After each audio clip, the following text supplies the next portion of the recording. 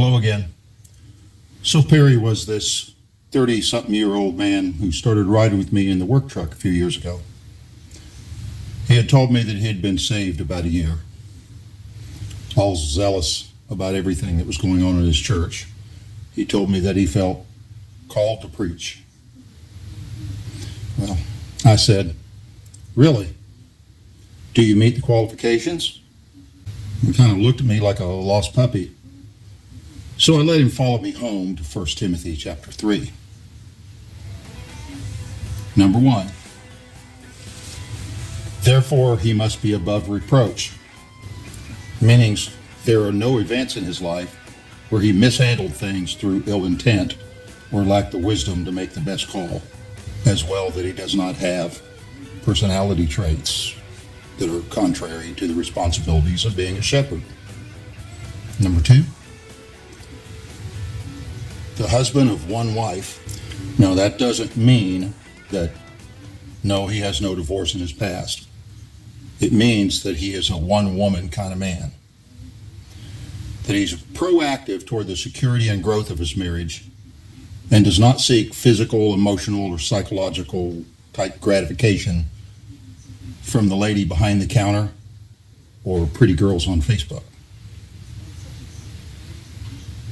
That he's sober-minded, that he's not getting caught up in the emotion of the moment, but sees whatever situation he is in the larger picture, having the clarity to find the correct direction to go in. 4, that he is self-controlled, meaning he practices personal discipline and has an internal balance so that he is not triggered by a situation or the behavior of others.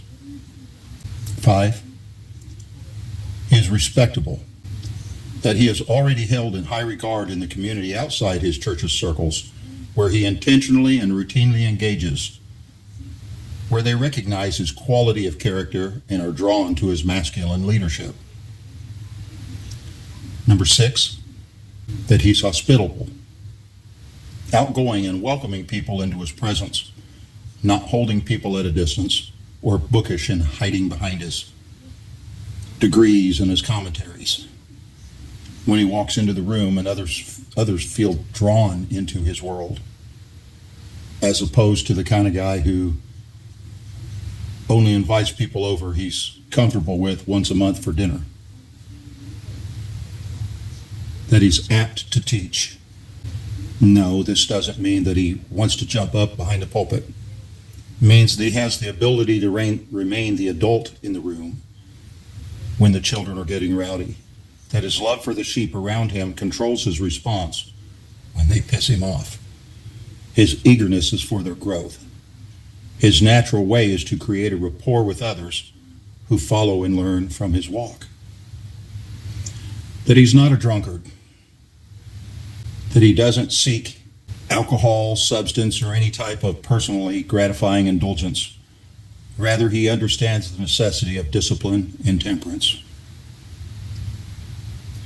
That he's not violent, but gentle, not quarrelsome, not looking for a fight, finding no necessity in having to prove himself or his doctrinal position, having a love for those around him, which directs his response to their behavior, desiring to lead them to do better. Not a lover of money. He sees being a shepherd as a responsibility rather than a career path or a position of prestige.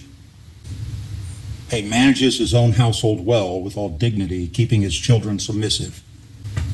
The community around him needs to recognize the quality of his family life, that his wife is solid and submissive, and his children are old enough to demonstrate the biblical discipline and instruction he has built into their character, and that they are a godly example to the community around. 12, he must not be a recent convert, meaning not 6 months, but at least 10 to 20 years.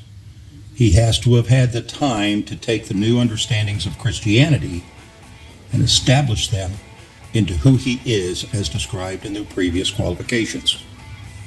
13, Moreover, he must be well thought of by outsiders, those outside the church. Even the ones who are opposed to Christianity, the cross, must have nothing bad to say about his character.